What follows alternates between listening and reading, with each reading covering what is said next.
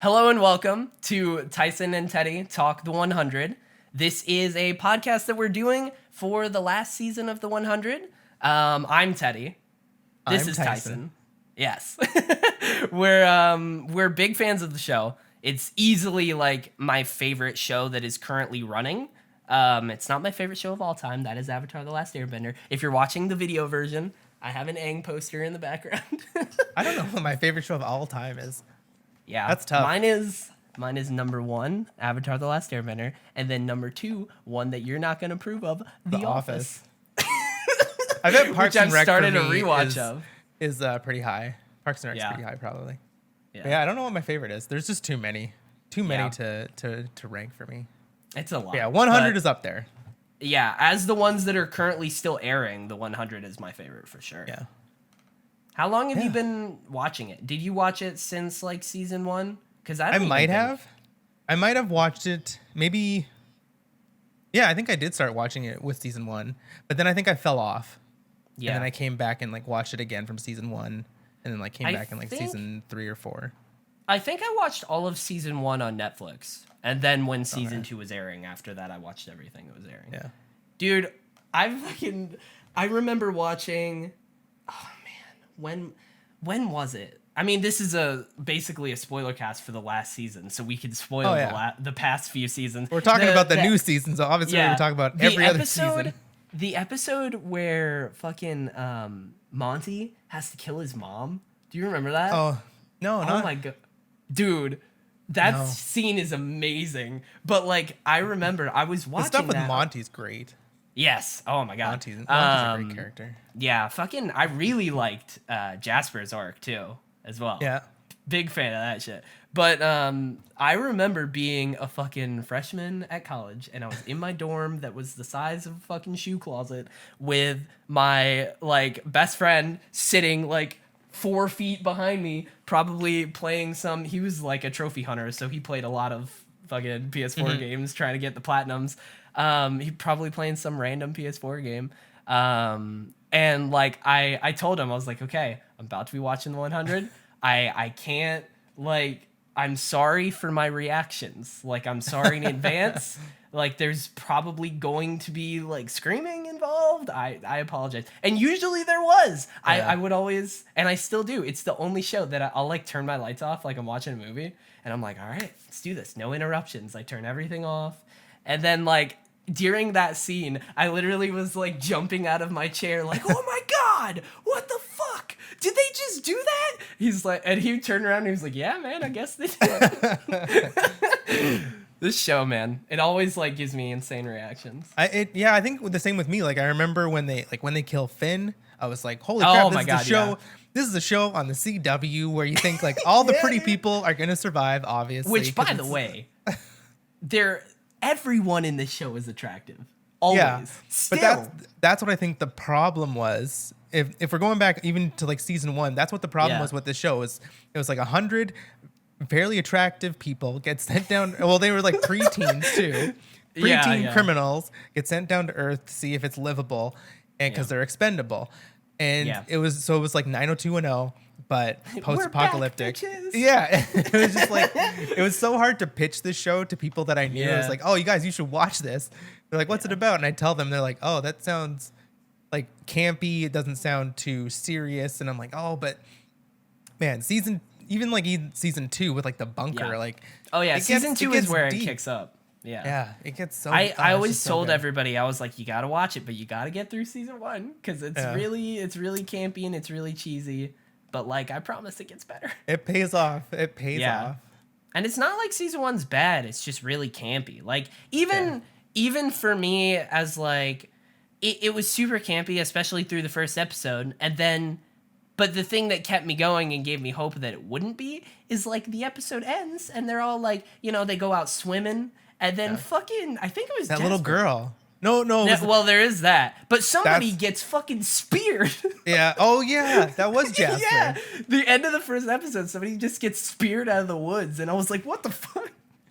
So yeah, But I remember, I think I wasn't into the show until I think it was either the first or second episode, and then that little girl killed that's a whole what's that's his a whole name's thing. son, and I was like, Yup. holy crap, like this is Jaha's okay. son. I'm in, and Yeah, like the man. show never really faltered from giving those big shocks. Like even in like Yeah. the last season finale, we were talking about how like I watched it when it first was released. I remembered most of it, and then when I was watching it again, I was like, oh yeah, Hope comes back and she's an adult, and then her and Yep. Octavia, or no, she knows Octavia, and then Yeah. and then I was like, oh, she stabbed her, and then Octavia just like disappeared, and I was like, whoa, Yeah. what? Yeah. Like I watched it when it first came out, and I rewatched it a couple hours ago to like remind myself of all of this because I knew we were doing this. And yeah, that happened. I was like, wait, I totally forgot that she just disintegrates into the air. It's so weird, but like this whole first episode, and spoilers jumping ahead, she never fucking Marie Avragopoulos is not here. Octavia is not here. She is sort of. But well, Yeah. like Like, that I don't think she was that real? Oh, okay. That what Hope So, saw? Yes, No. that's my theory. My theory is I think that's a real thing. That is real. I don't think that's the toxin, but we'll get to that. Anyways, Okay. all right. So let's just go through the episode, right? So it started off exactly where it left off. Mm-hmm. It did the previously on, and then it ended with like with Bellamy yelling for Octavia, and then it cut and Bellamy is yelling for Octavia, and I was like, oh, okay, we're just getting right into it. I like when shows do that. Yeah, Because me too. It's just like it's like one big story. Like the season finale and the season premiere are just like still in the same kind of tone. Yeah, and I like absolutely. I like it when shows do that too. I definitely, or at least usually, don't love big time jumps. So, because I'm always like, you gotta cover so much ground as to making this believable with like what happened with everybody, that it's like I love when they just like just keep going. It's really cool. I do too, but then like even with the 100, I loved that they did the time jump. This is even going back to season 5 when they do like that 5-year time jump. I was like, yep, it was in the perfect spot where it was like, all of these characters' arcs are kind of like they're kind of resolved, and these characters are kind of they don't really have conflict anymore, even though like some are in space and some are in the bunker and then some are and like Clark's like alive. But then it's just like, oh hey, 5 years later, and now there's a whole bunch of new problems, and I'm like, oh, that was just perfect. God, this show's so good because like they do that 5-year time jump, and then they do a 100-year time jump where everybody's in asleep. a different is it a different universe or a different galaxy? What's smaller? Probably it's a different galaxy. Galaxy's bigger. Is it? I thought universe so. is bigger. I don't know. Actually, I think you might be right. I think in a universe there are multiple. Because we have the Milky Way galaxy. I think the universe is just everything. Everything. And a galaxy is just like certain. So yeah, like it's like, oh yeah, it's not only 100-year gap, but then it's like, oh yeah, we're in a different galaxy. Yeah. Okay, God, cool. It's crazy. And the way they finished up with Monty and Harper's story was fucking great. That was so good. But yeah, so this starts exactly how like they left off. I put in my notes here. Basically, I mentioned this a bunch in the pre-show. I have a ton of notes that are just bullet points that as I went through the episode, I just like jotted down my reactions to certain things. So like one of them is I put, it's very clear that with this is at the end of season 5, I believe. It says, end of book 1. With that, plus the way this episode starts, where they just picked up from last season, it seems to me that it's very clear that Jason Rothenberg had like a lot of stories to tell. Like he had a plan for like book 1, book 2, but it's sad that he's not going to be able to tell those. But it seems like, so I was going to say too, I read a bunch of interviews before today with him, and like, did you know that they are planning a prequel show? Really? Oh, that'd be kind of cool. They're planning a prequel, and the backdoor pilot is supposed to be like episode 8 of this season, and it's supposed to be about like how the Grounders like started. Oh, okay, so they're going that route. I would think they would go like how it wasn't bombs dropping. Something happened where it made the planet unlivable. I think it was a nuclear bomb? war. It was like a whole bunch of stuff, and then like the arc went up and everybody lived on the arc. I was thinking that like maybe it was like the start of that. you could probably go through both of those in that same I guess time if the period, first you know? one's successful, then why not?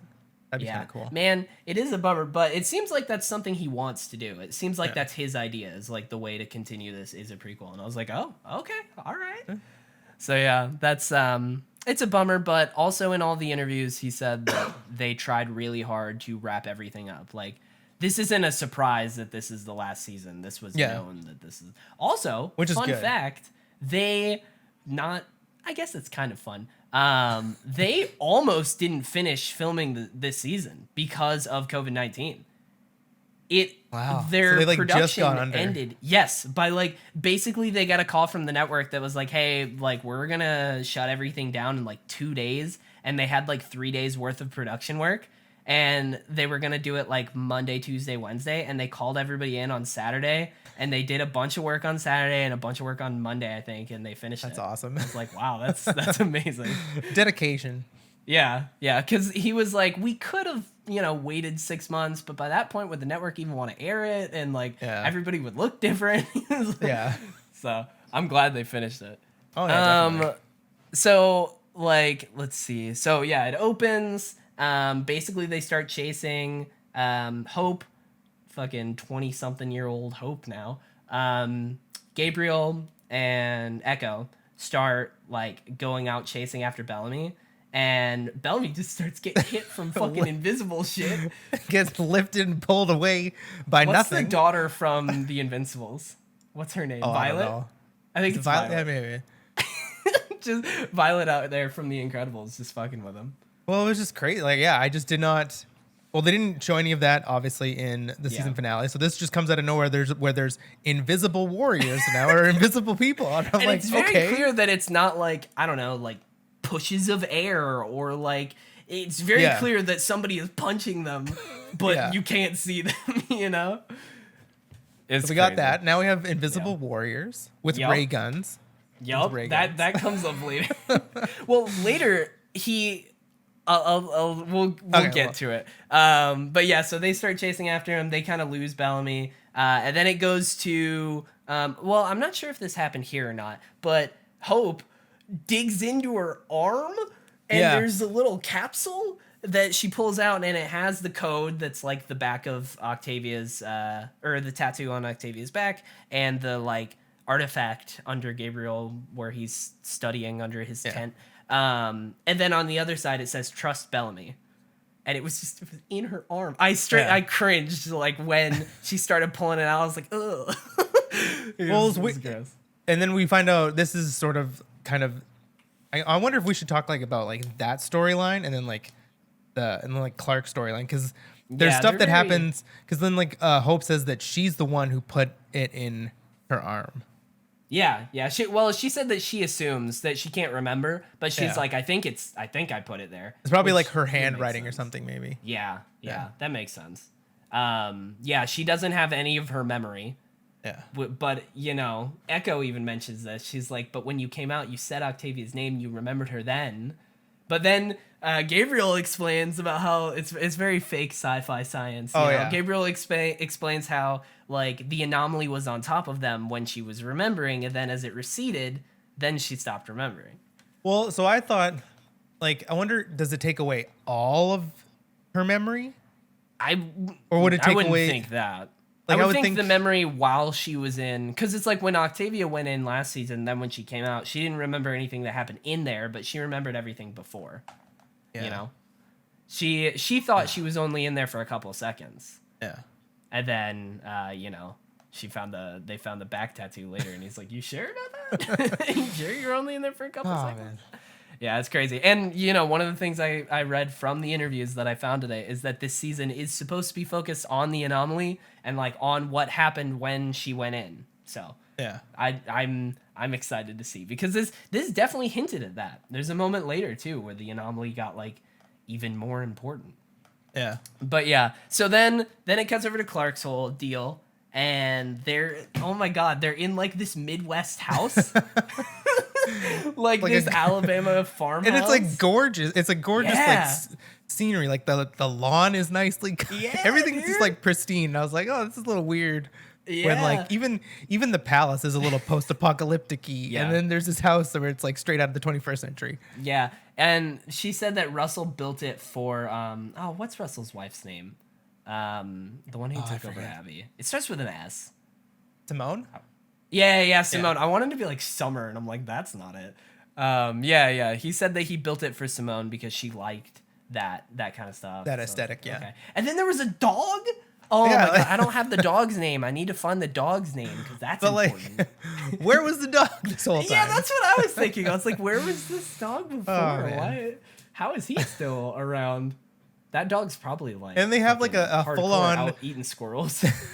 They have a full on like Full House moment where they're all just like sitting, having dinner on the lawn on a picnic. Yeah, she goes out the back door and they're like all on like picnic they're straight up like picnic blankets and like the little baskets. Part of me thought I was like, oh, is this like a dream sequence? I feel this could be a dream sequence. It was cool though. It like they tried to justify it as in like, it makes a little bit of sense. Like we got this house, Russell built it for Simone. But it was very like there was music playing too. Yeah, it was like in the universe there was music. But yeah, so all of like the main crew, I guess, was all there pretty much, and they all were still visibly, dealing with shit that had happened. Especially Jackson, Murphy. They all like make a toast to Abby. I think Miller does. And Jackson like slaps the drink out of Murphy's hand out of nowhere. Just fucking it was very for a bit too. It was very, very strange. Yeah, like I don't know, for everything that they've gone through, you would think that Jackson wouldn't directly blame Murphy. Yeah. For getting Abby killed when it's not like he had any he didn't do it. Yeah. And you would think like everything they've been through like. They've all done terrible things for, I guess, good intentions. And Murphy's probably like the biggest culprit of that. That's like in the recap video I watched on YouTube, the dude said that Josephine singles out Murphy to focus on self-preservation. And like betray his friends, and I was like, well, you picked the right dude. Yeah. I was like, if you're gonna pick anyone for that, Murphy's the one. But I don't know. I love Murphy because of that. I do too. It is weird. Very clear that he's just doing shit for himself, and he makes it like he's not being sneaky about it. He's just like, no, I'm just doing this to survive. Like I can't remember who, but somebody like. Compared him to a cockroach. Like he's just trying to survive. That's it. Pretty much. And I kind of respect it in a way. Murphy's cool. I like Murphy, and he's had redeeming moments too. Oh yeah. It's crazy to think that Murphy. Now that I'm thinking about it, now that you mentioned the little girl who killed Jaha's son in season 1, Murphy was there in season 1. Like he's one of the OGs, and he's like. Didn't they think that one of the ones killed? That made it.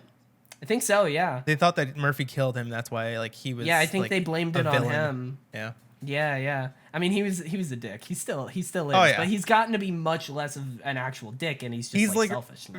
He's more charming now in like his dialogue, in his mannerisms. Everything's just more charming about him. I think that's a lot to do with Callie as well. Is it Callie? Yeah. Because of that kind of dynamic, is it? Amori. Or Amori. Wow, yeah. That wasn't even close. For a second, I was like, is that the actor?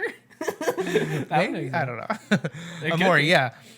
Because of their relationship, I think he's gotten a lot more soft, even though he's still kind of, a dick underneath everything else. Yeah, absolutely. I think Amori was a big change. And he's had, like, hero moments throughout the show. But they've been very careful to give him very select hero moments and, like, make it known that he's mostly just doing this for himself. Yeah. Which I respect, It's fine. You gotta do what you gotta do. But yeah, they have the whole picnic moment. What else do I have? Let's see. I will say, Indra, out of everybody, is the one that is easily like commanding the most authority. Oh yeah, like, she's easily the one that's like taking charge. She's kind of like the only adult. Yes, like in my eyes, I'm like, oh, she's the last adult. Yeah, I wrote that down. Other than Jackson, who's still pretty young. She's the only adult left. Like Jaha, Kane, Now Abby, she's like Indra's the only one, and Yeah. she's a grounder. Like it's so cool. I wonder if Dios is coming back. She's gotta. Yes, yes. I assume when we explore what happened to Octavia in the anomaly, we will see Dioza. But I wonder if like she'll into. be like. I wonder do you think she died in Oh. the anomaly? Like I wonder if she's like back, or if they're just gonna show it in like Maybe. flashbacks.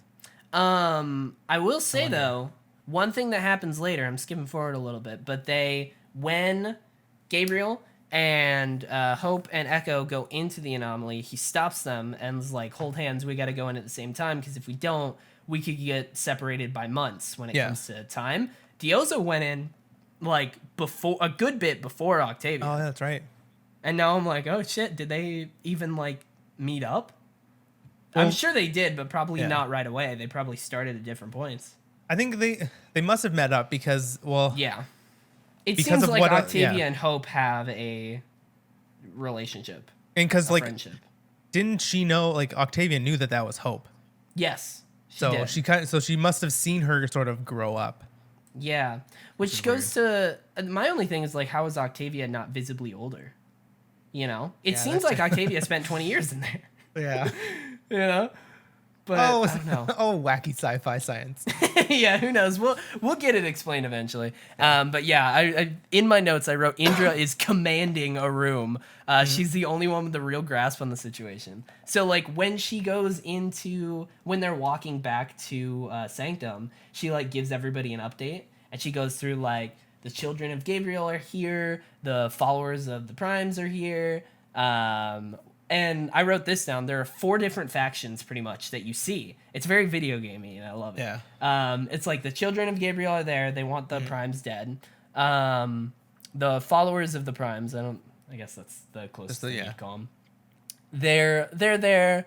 They want Russell to be kept alive. Who Russell is the only Prime left, sort of. And he's like he's captured. They basically have him locked up. And then there are Wankru, who is awoken from the last bit, the last season's finale, and then the convicts too. Yeah, the criminals. From why did they wake up the criminals? Yeah.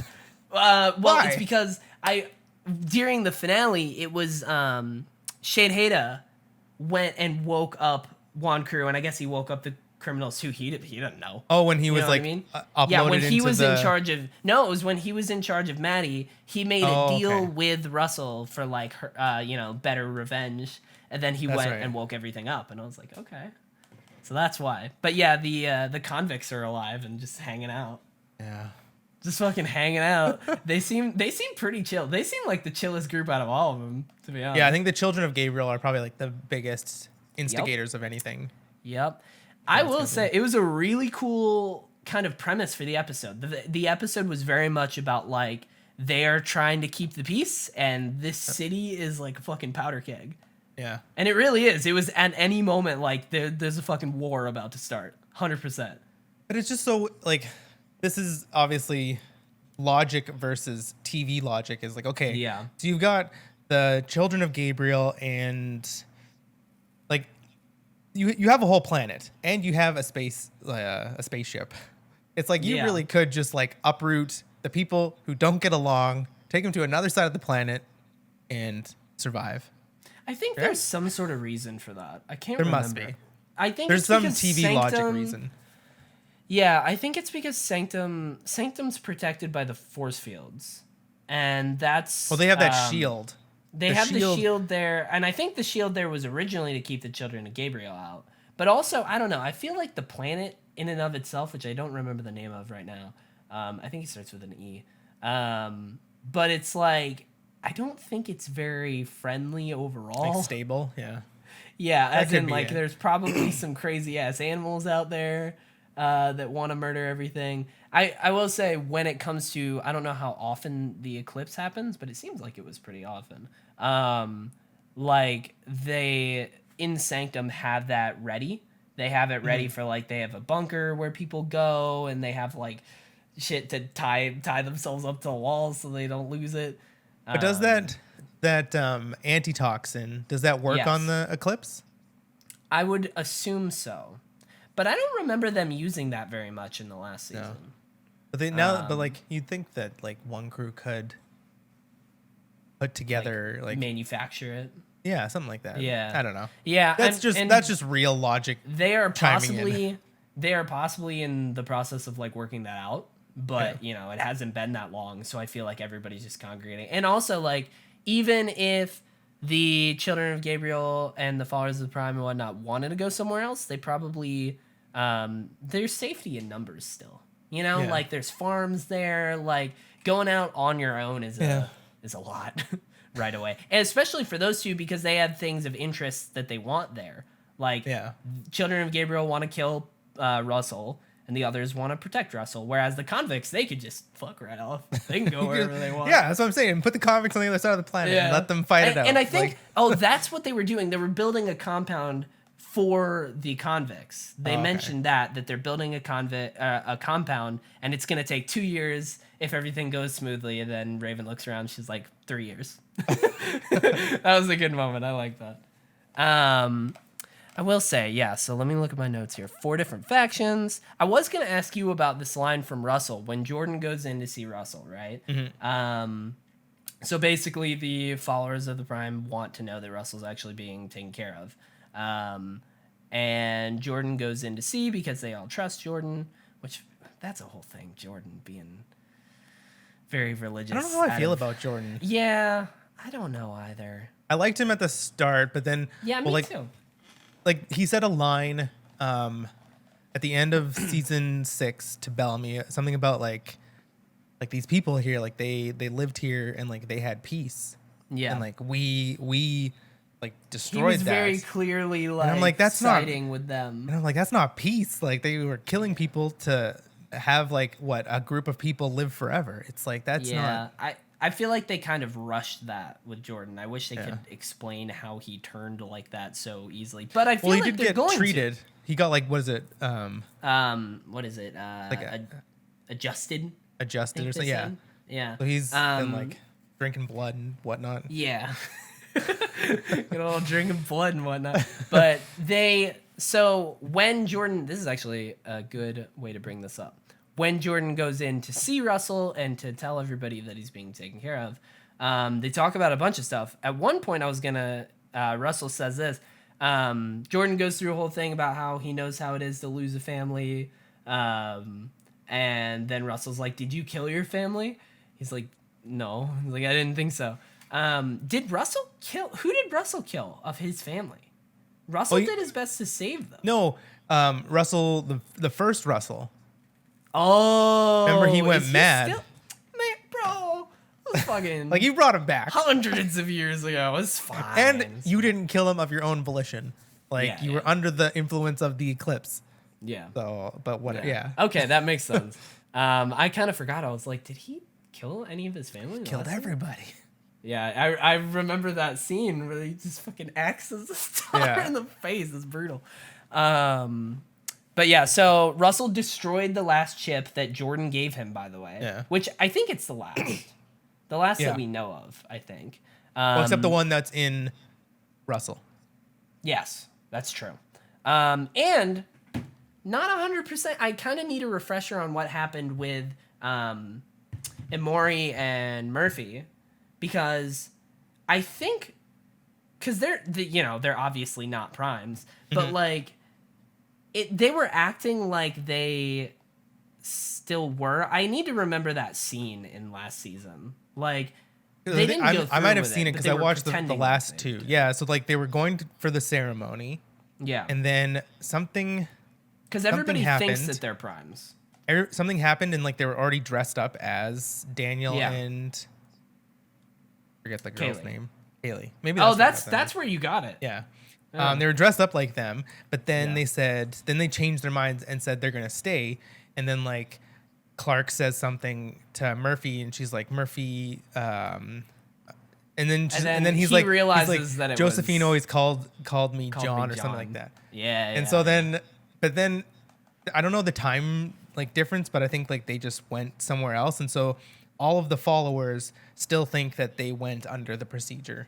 Yeah. So, but they don't actually have any chips or anything. No.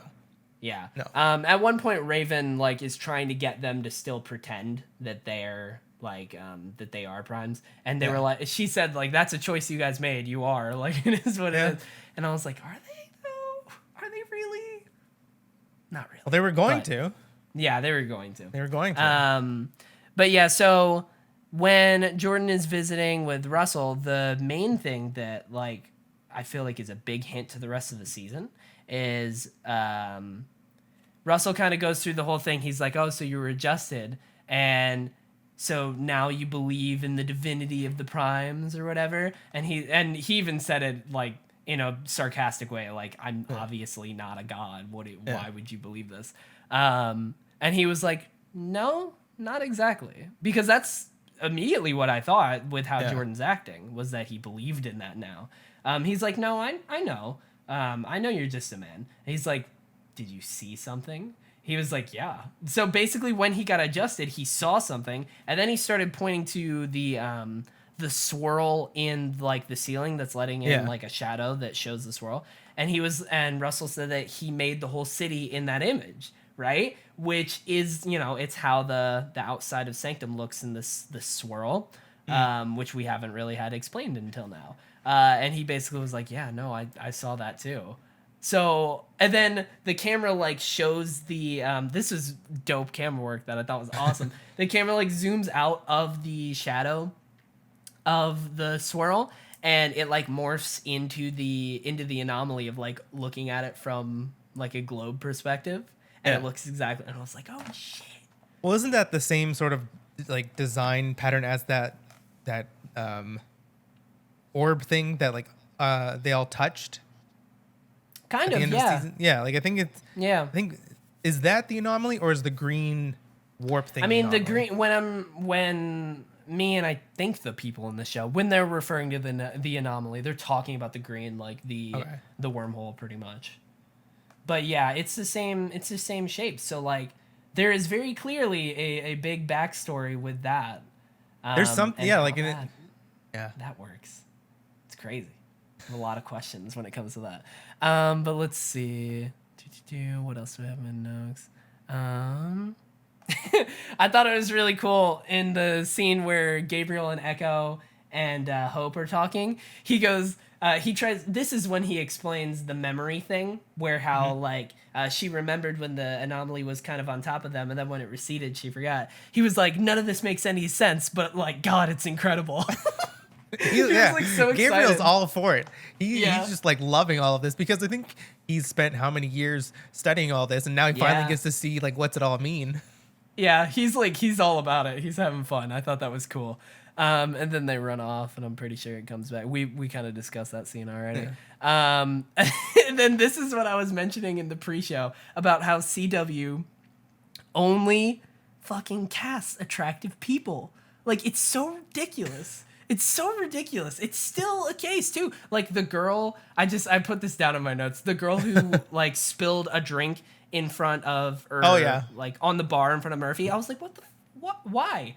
Like, not everybody needs to be this attractive. But I almost thought it like, okay, she was so attractive, like so. She was like, that's a character. Like, yeah, I'm like, something with her. They're setting that up. I'm like, I can feel that, like, the makeup work, everything looks like, oh, they're just going, they're like, oh, remember that girl that spilled water? Oh, she's in now.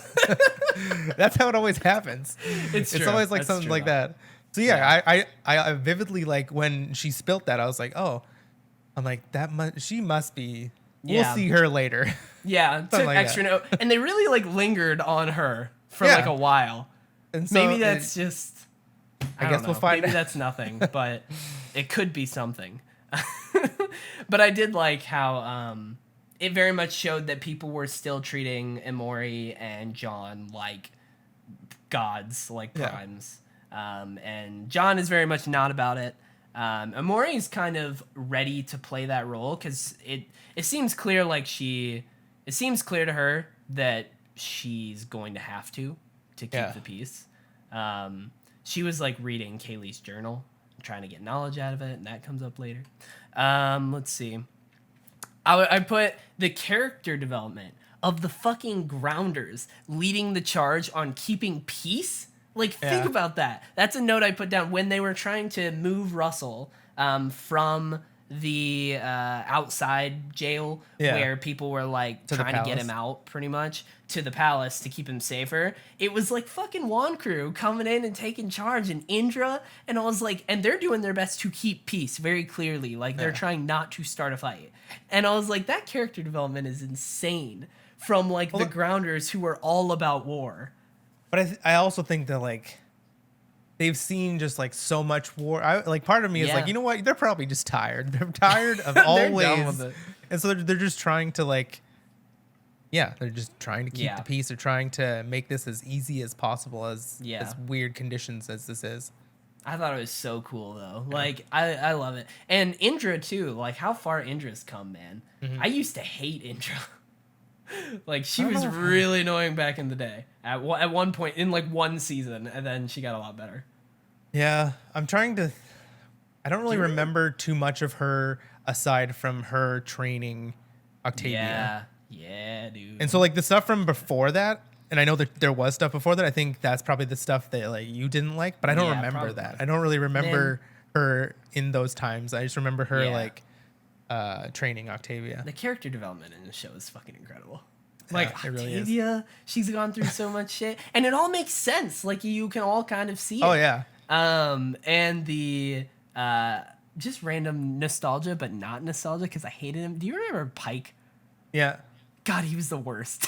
I had to look up. I was like, when did Pike kill Lincoln? Because I was like, was that season 3 or 4? Oh man, that episode was amazing and so sad. Yeah. Like I could probably still watch that scene and cry.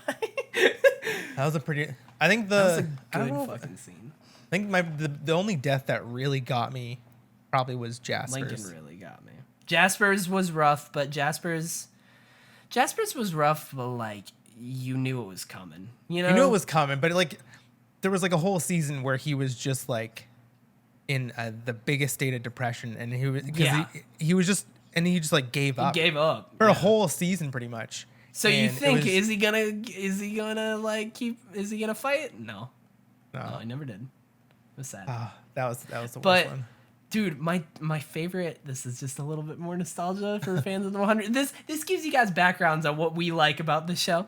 One of my favorite scenes in the show is the fucking scene where the mountain men like infiltrate Jasper and like in the bunker. You know what I mean? Where they throw in gas. And they have the whole plan to fake it. But then as they move in, like they throw gas over the barrier, and as they move in, they look and all the kids are like on the ground, like faking like the gas knocked them out. And then the camera pans over and it shows like the grenades like in buckets of water, so they didn't like go off.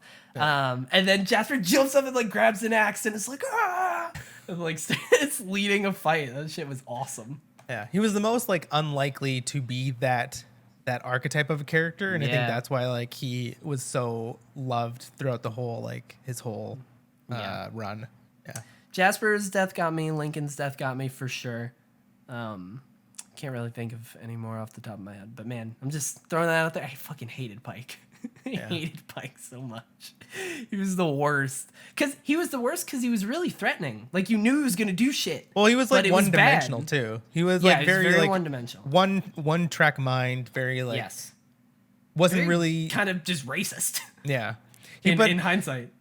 Like, each character, even, like, the evil characters, you could almost... And this is what makes a good villain, is, like... Yeah. You can almost see their point of view. Like, a lot of the stuff with... And that's... What's her name? The commander before Maddie. And Octavia. Lexa? Yeah, Lexa. Like when there's a lot of things that she did that was evil, but you could also be like, well, I can kind of see her point of view. And that's what makes a great kind of antithesis like of a character is just that. Yeah. Like you can see there, but with Pike it was just like, no, like you're just wrong. To be honest, I could see where sorry. It's like I could see his point of view. Like I got it, but it very clearly was wrong, and that's why it was annoying. Like it still made sense, like that he would be thinking that and that he would try and do that from where he was and from all of his experiences. Like they they laid that out, but it was still so very clearly wrong to the viewer that it was so annoying. I was like, God damn it. Like, I get it. I get what you're trying to do. Like, I get you're trying to do what's right. You're fucking all of it up, man. You're messing all of it up. But, yeah, let's see. Where else are we in this episode? Let's see. So when they move Russell over into the palace,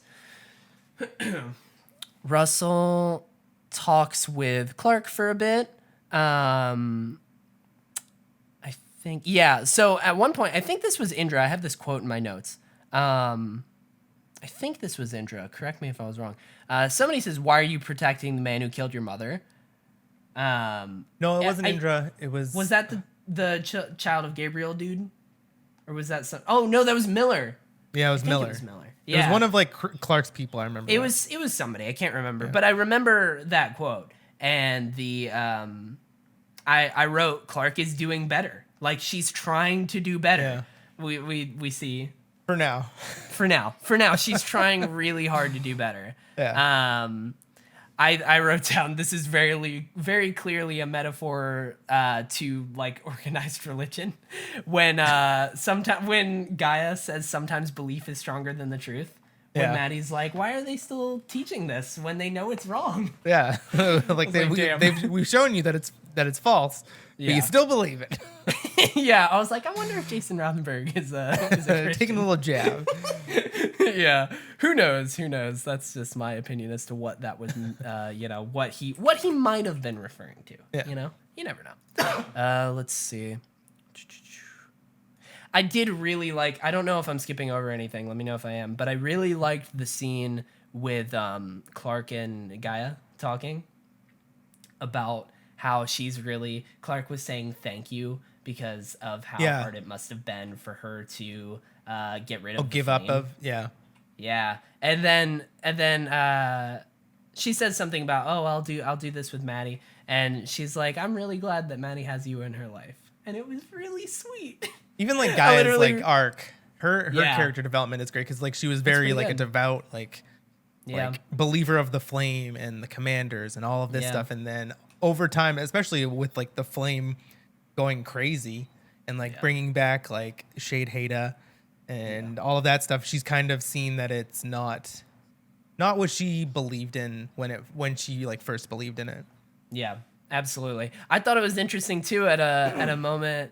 Clark was trying to, oh man, there was a lot of good stuff in this scene actually, because it started with Maddie and Clark talking, and Maddie was trying to be like, Clark, you can talk to me, like, I know what it's like to lose a mother too. And then Clark went through a whole thing of like, you didn't lose me, I'm still here, it's okay. And then in my head I was like, no, stupid, she had a mother before you. But then you didn't give birth to her.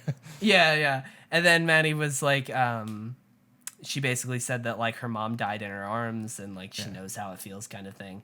And I was like, damn, like that's like, it was very much a moment of Maddie's gone through a lot too. She's gone through a lot, especially for her age. Like last season, we didn't really see a lot of Maddie. We saw a lot of like Shade Haida projecting through Maddie. So we didn't really get to see like her character that much. And so it's good to see her as just like her. Yeah, it was really cool to hear and see about something that we haven't really seen or haven't really heard about. Like, that was something that happened, but like we never saw it. Yeah, thought it was neat. And then at one point, she was Clark sits down. She was like, "Not my best moment," and Indra was like, "You did good." And Guy was like, "Of course you would say that. When our dad died, you told me that crying was weakness." She's like, "We were at war." And she's like, "Well, it drove me to be a Flamekeeper. Like, I didn't want to do, this is what made me into what I am." And I thought it was interesting. Indra very much had a moment of like, shit. kind of like a realization. Yeah. Indra's like growing a lot and already has grown a ton. But it was very interesting. They had peace doesn't last very long, especially in the 100. But in this first episode, a lot of the characters had a moment of peace and a moment just to like kind of breathe. Reflect on, because and they got to deal with and think about a lot of stuff that they didn't really have time to. And I thought this was a moment for Indra where she kind of was like, actually, she had time to grow and had time to learn some shit, you know? That scene was really cool. After that, I believe is when it goes back to Octavia, Echo, and Gabriel. Yeah. And they're in the forest, and they're basically hunting the invisible people. And the toxin, like the eclipse toxin, is around them. And Gabriel uses the antitoxin, so he doesn't get any hallucinations. But Echo gets an hallucination, which fucking Rowan. I wrote that down. I was like, back. man, that was so cool to have like those characters come back. It's like that's how many seasons removed, and like when Echo was a totally different person as well. Yes. Yeah. And they showed the girl that Echo killed as a child. And for a minute, I was a little confused as to who that was, because she's very, very clearly that actor, not a child anymore. Yeah. Like very clearly grew up and got older to where I was not sure I recognized. Yeah, as a dead person. So I was like, wait. And then she kind of said it, and I was like, okay, that's what I thought. But it was really cool to see. I totally forgot about Echo's like backstory a little bit, like where she pretty much they fought, and then she like took her identity pretty much. Yeah. And I was like, oh yeah, that's right. And oh man, so good. It's great. It's great. And Rowan was one of my favorite characters too.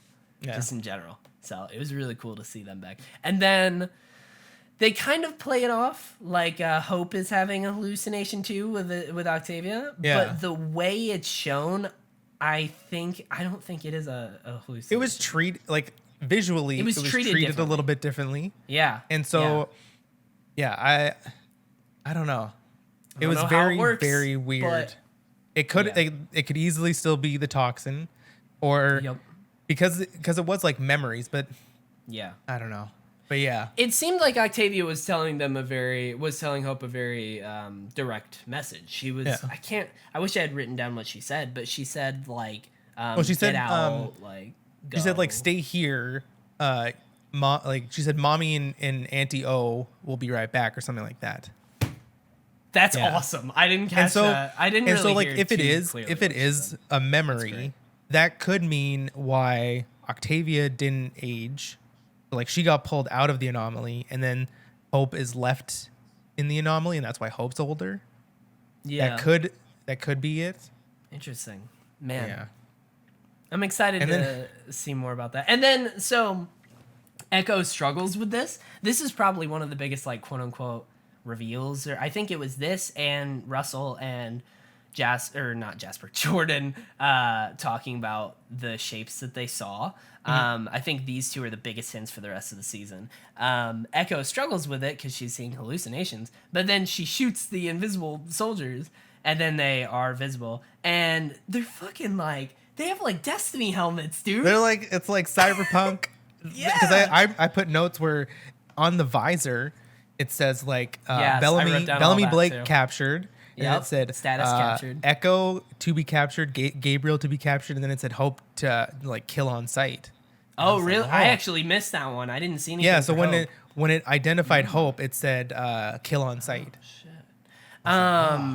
I will say I thought it was cool. Where's this tech coming from? I thought it was cool to see their last names, just the dorky little Gabriel Santiago and Echo come as Geta Crew, and I was like, that's right. Yeah.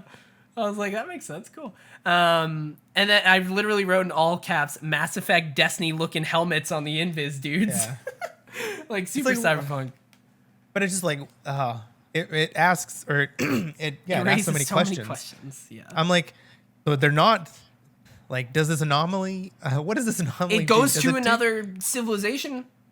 Like, does it like jump, does it jump planets, or is it the same planet? Like, it's just different dimensions, it parallel universes. It's dude.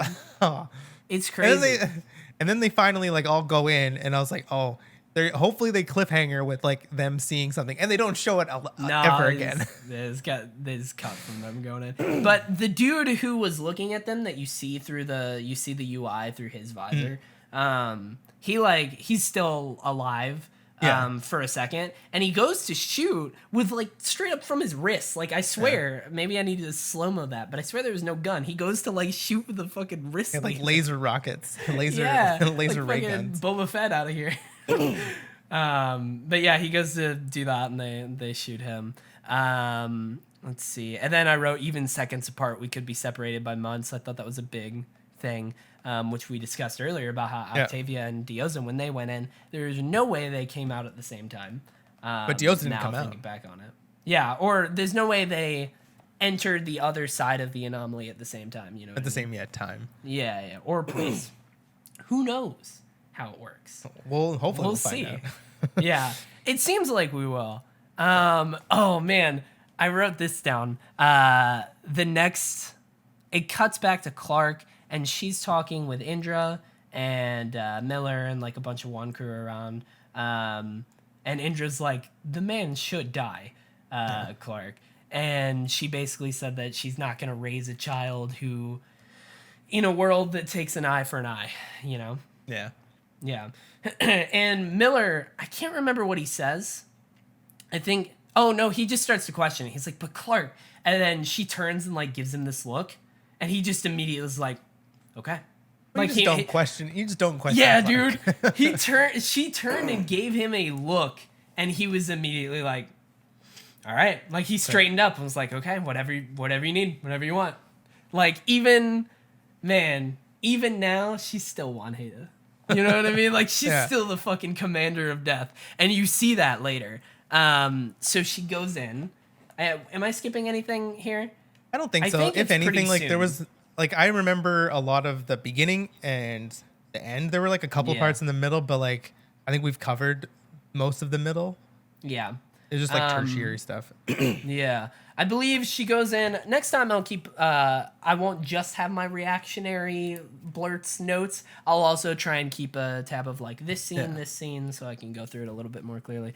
But they go in, she goes in to see Russell, and the followers of the Primes are there like standing guard. Yeah. And Jordan's basically like, you can trust her, and she gives Indra her gun, or you know, her quote unquote only gun, which I was like, there's no way that's her only gun. And then she goes in to see Russell, and things were going somewhat good. I thought this quote was actually pretty awesome, because this whole time Russell's been saying that he wants to die, like he's just Well, his done. family's gone. Everything that he's built is gone. Yeah. Yeah. Like he asked Clark, how do you go on after losing everything? And then she just said, you take a breath and then another. That's just it. Yeah. Like that's it. And I was like, that's actually that's like There's no secret recipe for that. It's just basically for her, she's like, I'm not necessarily dealing with everything. I'm just moving. You know, like I'm keeping moving. And then so correct me if there's something I'm missing, but Russell gave her Clark's mom's ring. Yeah. And that was on a necklace, and I think something else, but I know it was the ring. I think it was just like maybe her shirt. Yeah, that's her shirt. I think that or it was like her jacket shirt or and the something. ring. Yeah. And he said that like Simone took these off or whatever, Yeah. or gave them to me or something. And he gave them to Clark. And honestly, I assume he was trying to be somewhat nice. Like Russell always has been kind of the best out of the Primes for sure when it comes to morals. He's always been the one that was more hesitant. He was always the one that was like trying to help and looking on their side too. Except for the whole Abby thing. I feel that was like personal. Yeah. Yeah, at a certain point, for sure. But also, I think also like self-preservation, because Abby has said that like you took my daughter, so like I'm not gonna stop until you're dead. Yeah. Yeah, pretty much. But he gave her the ring, and then she fucking lost it. Which was like a great scene. But I was like, oh no, honey, no. Like, and as it just kept, because I thought it might stop after like one or two punches, right? Sure. Yeah. Like She'll she like gets stop some herself. anger out. Yeah, but she just kept going. She just kept going, and she knocked him over into like a lamp that like knocked. Well, I over. wrote this down.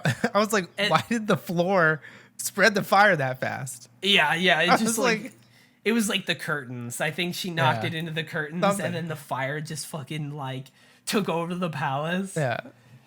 It was crazy. It was then, like, ridiculous. And And then punches him one last she time. pulled out a gun in her boot, by the way. She pulled out a pistol and like aimed it at him and was like, "Is this what you want?" And he was like, "Yes." Absolutely. And she didn't she pulled him out of the palace though. Like it kind of cuts from that and then it shows the palace just fucking burning like the fire super caught on.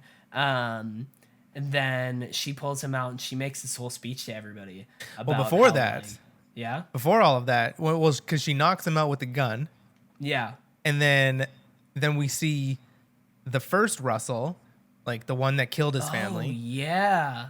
We see him like in his mind, and who's there with him huge. Yeah. is the first commander, Shade Haida, who's like, and then he like slits Russell's throat, and then he's like, "I am you," and then Russell he's like from wakes now up. on, your body's mine. Yeah, or whatever. he's like Russell, like the host Russell wakes up, and he's like Shade smiling Haida. too. Yeah. And instead I was like, of oh, which makes a lot of huge. sense too, because she was straight, or his immediate thing when Russell wakes up is he's like, "No, please save me." Yeah. Whereas before he was like, "No, I just want to die." Yeah. That was huge. So the code at the end of the last season got uploaded somewhere, and I guess it was just trying to find, I guess, some sort of Wi-Fi. This is me trying to justify it. I guess some sort of Wi-Fi of the chips. He was he was out in the ether trying to find the last chip, and then he found it and he uploaded himself there. Yeah. That's my thought. TV science is just very just believe it. It's like, okay, he uploaded it kind of makes sense. Yeah. Somewhat. So now Russell is Shade Haida. And now so like I was thinking like who's going to I when I went through all of the seasons I kind of was like what was the big like villain or like crisis on each season, and so I think that Shade Haida will probably be that for this season. It'll be a little bit of Shade Haida and the anomaly from like both sides, like a human side and then like the sci-fi side. Yeah, I don't know if they're really going to add like a villain in the anomaly. But we do have like, me. Yeah, me too. Well, we do have like a faction that we don't know of like sci-fi warriors. Yes, that's true. Who's after people, so they gotta have a leader that is trying to kill Hope and trying to capture the others. That's true. But like the anomaly itself is like that's just a whole tool to explore. Well, and like when they went in it. It was like looking like the anomaly sort of was pulsing, and it was kind of like pulsing upwards. Yeah. Which makes me believe that it's like it takes them somewhere else other than that planet, like a different time, different planet, different galaxy kind of thing. Yeah. It's definitely like a wormhole at this point. I will say something big that we kind of miss is Gabriel talks about how I can't remember what he says, but he basically implies that that those people can control the anomaly. I thought he said they can't. Interesting. I'll have to because it was close. Because I think it was closing, and then maybe. Maybe he was saying that it was closing and they didn't have much time, so that means that they can't control it. They can't control it. Yeah. Maybe. Yeah. I'll have to go back and look, but because if they could control it, that would be insane. That would be like. They would literally be, teleporting on purpose. You know what I mean? Like it would be their doing. Either way, man, the anomaly, there is a lot to that, and I'm excited to. It's almost like a different show. Yeah, like that's so it makes sense in this show, but it really just feels like they could really just turn that into a totally different show with this weird, like interdimensional portal. I am sure wherever they go, there's going to be like something super interesting and something super new. I mean, just look at the soldiers. Like it's gonna be something crazy. But the way they're gonna write it, because again, unless something crazy has happened, I trust the writers of the show. They have yet to fail me. Like some seasons have been better than others, but they have not had a bad season. Like it's not like Arrow. Let's not talk about Arrow. But like the quality doesn't oscillate like that. Like they nail it almost every time, if not every time. So I'm looking forward to see how that actually works in the world and how that makes sense. because they'll do it. They'll do it. Let's see. What do I have in my last? I literally have two of my notes are one, oh shit, Clark lost it. Once one hater, always one hater. I put in my notes. Oh, go I ahead. was gonna say I put in my notes. Clark's outfit, the whole like it was one outfit the whole season or the whole episode, but I was like, damn, this outfit is like very nice. It's just like all black. It's like pretty leather. badass. It was very like Yeah, dude. like in charge. Like you Oh, could yeah. tell like she was the one in charge. Yeah. I liked it. And she almost always is, you know, Yeah. like I don't know. I still love that scene where she just looks at Miller and he was like objecting, trying to bring in a good point. She just looks at him and he was like, all right, okay. Like, not going to go against you. And then my next note says, oh shit, in all caps. And then I said, Russell is dead. Shade Hater took over his body. And then I put Clark's not going to do a great job of keeping the peace after that. Is not like, Yeah, because she makes like that big speech, saying like there are no kings, there are no queens, there are no primes. We all make mistakes. And Yeah. Then, And then she was like, tomorrow night Russell will die for his. Or burn for his. Russell dies for his tomorrow or something like that. She's not gonna be seen too much as a peacekeeper after coming out and fucking burning the palace. You know what I mean? But I mean, like this might sound Like, that was negative, already but a I'm just like, you thing. know what? Kill all of the followers of that. It sounds terrible. Kill Russell. Kill all of those Kill all followers. the followers. And then everybody else that's is it. everybody else is cool. Everybody else is like I mean, copacetic. that's fair. But it's like those followers are crazy. Yeah, that's not completely wrong. Like I'm kind of with you there. It's not very nice, but Yeah, they are a little nuts. So like Maddie said, they know the truth. Why are they still following him? they're in denial. It's easier. It's easier to just it's not. Sometimes the easy thing is to just accept what you're being told and accept this belief, even if it's not true. Because sometimes Well, then accepting especially the because truth if is they a lot have to harder. realize and like It's just a work life through thing. the fact that everything that they've believed in is throughout like their wrong, whole lives. that's very hard to like Yeah, it's go life through. shattering. Yeah. Yeah, that is a rough experience, and if you're just in denial, you make it so that you don't have to go through that. You know what I mean? And a lot of that is either like involuntary. Or I'm sure some of them are probably in denial on purpose. Like, Yeah. but some of them, I'm sure it's like a defense mechanism where they're like, no, not going to accept this because they, their brain knows what would happen, what they would have to go through. That's just, I feel like things people do in life too, but to less of an extreme. For sure.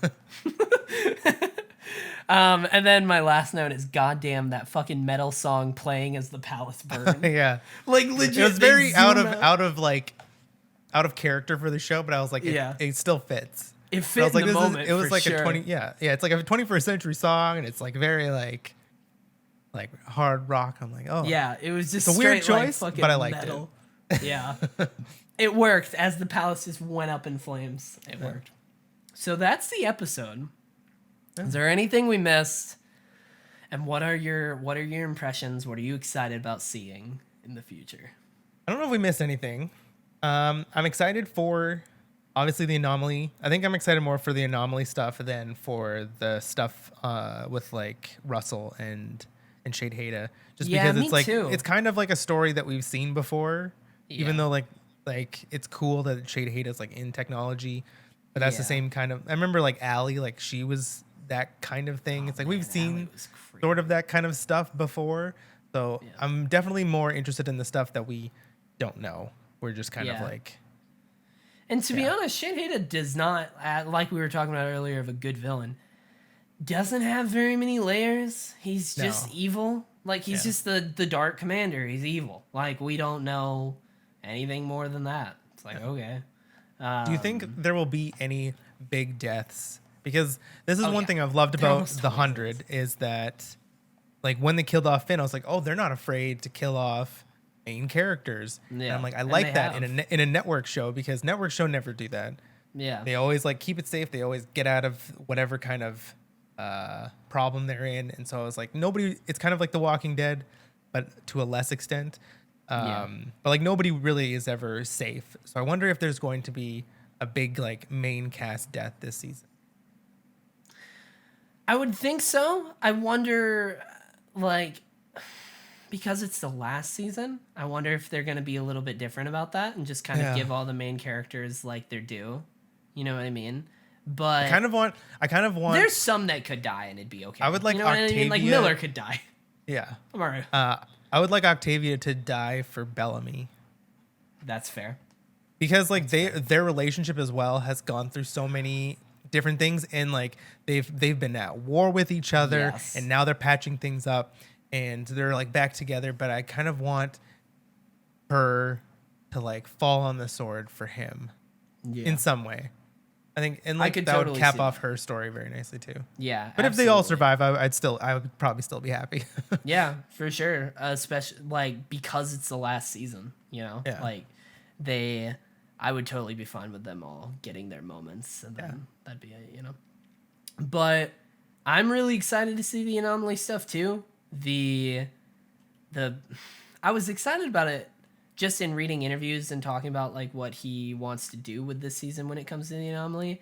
But like just after seeing those soldiers, I really want to know now. Like the Mass Effect Destiny Cyberpunk helmets. I'm like, all right, like take me to some 'cause- Doctor Who world. Let's go. Because like in season 6, when Hope comes like out of the anomaly and then stabs Octavia, Octavia says something about like tell him it's done or something like that. Yeah, tell them it's finished. Yeah. Or And- something like But that. then you also see Hope, and you see her as like a grounder kind of apparel, where she's Yeah. like a like I don't know, a wild person. That's true. So if she grew up there, then it's like yeah. I don't know. It- It's very weird. maybe it didn't take her to the same place. Maybe it takes you to multiple places. Maybe. And they grew up in a different place than where those soldiers came from. Yeah. But like, And it's like, then why are they those would need to soldiers be after them? connected? Why are they after them? Oh my god, It's this was just- great, dude. Yeah. Oh my It's god, really good. yeah, it really is. I'm excited. I'm excited to see the rest of the season. So you said there's only like 13 episodes this season. Yeah, I think so. Let me just double check. That's a bummer. I wish. Oh I no, had 16. No, we got 16. Okay. Okay, good. Thank God. Nice. God. I hope there's not some insane break. You remember when? Well, I don't know think if you so. were- I don't know if you were watching a bunch of CW shows around that time, but like, there was a time when the mid-season break didn't really exist, and they just kind of went through, and then all of a sudden they were like, "Nope, we're taking off 3 months," Well, I and then feel- coming back and just picking right up, and I was like, "What?" The 100 feel- never really did that though. I 'Cause feel it's especially shorter. now, they wouldn't take any breaks because Yeah. I doubt that there's anything else that they have to air. Yeah. Oh, There's probably yeah, not that's that true. much stuff to air. So That's true. It's probably just going straight through for Yeah. the season. that's what I feel. It's like it's content. It's the only stuff that they probably the last stuff that that's was probably produced for the. It's a little bit of a the side CW. tangent, but do you know they made another superhero show on CW like this season? Like called another Stargirl. DC one. Oh, I Nope. saw like I saw like, ads there's- for it, and that's when I was like, isn't there like the Disney? Guys. There's a Disney Plus show called Stargirl. Yeah, there's two. that must be a different one. There is a different one. Are but they're there both two shows called called Stargirl, Stargirl? right Yeah. now? Well, one is about a DC superhero, so I doubt the one on Disney Plus is about a DC. No. superhero. But it's just weird that it's called the same thing. Yeah, Also, no. I mean, obviously you saw the yeah, you're right. the Batwoman news. Yeah, what, guys? That was What are you doing? When I read that, I was like, "But she's Batwoman." It's like, Like oh, something is she's- wrong with that show or that production. Just cancel the show. Just or, cancel the like, show. Something is seriously up when your main actor of the title show, like Batwoman, she is starring in that show. The show is about her, Yeah. and she's like, "Nah, not anymore." After one season, something's wrong, And it was Something's renewed. Severely wrong. Yeah, what? It was renewed, so she had a job. Or maybe she got some really big gig and didn't want to spend the time. Cause like, you know, if don't something know. was wrong, I feel like she would have left before they renewed it. You know? Like, I don't know how like the contracts work. Like, do they like obviously they don't sign before it gets renewed, Yeah. but it's I still don't just know. very, very weird. Yeah, it's super weird. The news articles, to those of you who haven't seen it, was basically like lead star Ruby Rose of Batwoman to leave the show.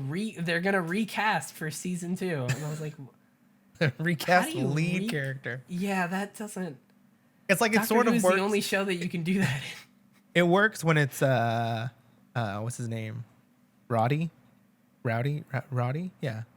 From I have no Iron idea. Man. Oh, Rhodey. Rhodey. Yeah, that Don worked because it Cheadle was and Terrence. that was okay only because it was one. He was only in one movie, you know. And it's also like it's a then- secondary character. Yeah, It's like if you and then replace Iron they were Man. gonna do a lot more, you know. Yeah, if you replaced Iron Man, that'd be a lot Like different. Robert Downey Jr. is like, you know what? I don't see this going anywhere. And then for Iron I'm Man out. 2, they just somebody new, just Tom Cruise. Playing, Why not? Why Yeah. not? Oh my god. Yeah, it's so weird. I don't know. I'm glad Arrow's done. Part of me doesn't want to keep up. And I still probably won't. It's like I stopped keeping up, to be fair. Like, I used to consume every DC CW thing, like everything. But then Batwoman came out, and I was like, no. Batwoman came out, I've already stopped. And then Black Lightning was the thing. I'm not watching Black Lightning. I saw like not promo stuff, but I saw like pictures for what is it called? Superman and Lois. Oh, yep, that's a thing. And fucking I'm like- Diggle's going over there, and he's gonna be a Green Lantern. That's exciting. I'm definitely gonna. Well, here's the thing. I'm halfway through The Flash this last season, and then I stopped watching it because I got too behind and they stopped showing up on the app. But now season 6 is on Netflix, so I'm probably gonna finish catching up on The Flash. Will I watch future seasons of The Flash? I don't know, but I'm probably gonna finish this one. And then I'll do the same. I'll finish this season of Legends tomorrow because Legends tomorrow is great. I probably will keep up with that. Maybe. I don't know. And then I'm probably not gonna watch Superman and Lois like as it airs, but I'm gonna keep tabs on it. You know what I mean? Because Diggle, in the end, spoilers to those of you who haven't seen the Arrow finale that happened forever ago. When in the Arrow series finale, a Green Lantern ring lands on the Earth and Diggle goes and finds it, and they said that they're gonna continue that in Superman and Lois. So like, and that's something that I've wanted for how many years at this point? So like, my only hesitant about that is with CW shows and special effects and budget, and it's just like when you have a character like the Green Lantern, that's gonna be really really CGI heavy, kind of like the Flash. They're only gonna do that like once or twice, maybe. Yeah, I don't know. I like what's his name who plays Superman? Tyler something. Yeah, he's good. He did a good job. He's also. I watched Supergirl for the first like season and a half, and then I was like, I can't do this anymore. No, that's when I fell off on keeping up with. Love all those actors. Stuff. Don't love that show. No, I just can't. I just can't watch it. I can't. Watch season 1 was actually. Season 1 was very Arrow when it comes to the quality oscillating every season, but only with Supergirl season 1, it was every episode. Like, one episode would be garbage, and then another would be like, this is pretty dang good. Like, this is all right. This is a good episode. And the next one's really bad, and the next one's really great. What's her name? And then season 2 itself was just like... Harrison Ford's wife. What? Harrison Ford's wife. I didn't know that. Cat. Is it Cat? That's Harrison Ford's wife? Catco? Yeah. Yeah. Cat Grant. I forget her. But I forget the actress's name. Wow. I didn't know she was Harrison Ford's wife. Yeah. Crazy. They've been married forever. The more you know. But like she left after season 1, and then it was just kind of like I really liked her character, and I was just like, that's a really big character, actually. Yeah. Well, then I think like Jimmy became like her. Yep. That's when I stopped. That is like, when I stopped. When Jimmy became a superhero, that's when I was like, sorry. I can't. Yeah. Oh, man. They made him Guardian, I'm pretty sure. Yeah. Which is that's actually okay with the lore of but also, I don't know. Anyways, this is a different podcast. This is a different podcast where we complain about. We don't need to talk about that anymore. It's out of my life. I don't want to deal with it anymore. Anyways, I guess that's it for this episode of the show where we talk about the other show.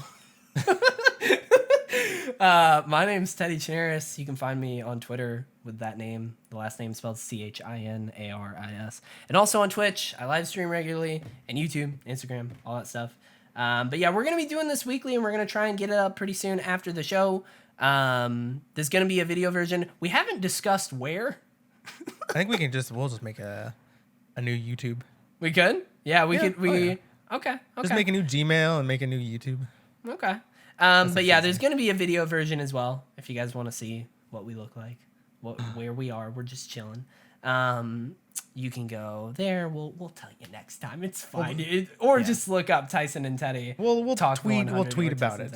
Yeah. So that's where you can find me. Where can people find you, Tyson? You can find me on Twitter at Tyson Pellegrini. Same there. On Instagram, Pellegrini_17. Twitch, TPellegrini. I don't have any uniform of my brand, and that's okay. Everything's taken. And it's like by people that don't do anything with it. And I'm just like, oh, but whatever. Yeah, that's where you can find me on all of the things that I do. Awesome. All right. Well, guys, get excited for next episode. I never even said the title of this episode. This episode's season 7, episode 1, From the Ashes. Who knows what the next one's gonna be called? Hopefully, it's gonna be called The Garden. Oh shit! Okay, there you go.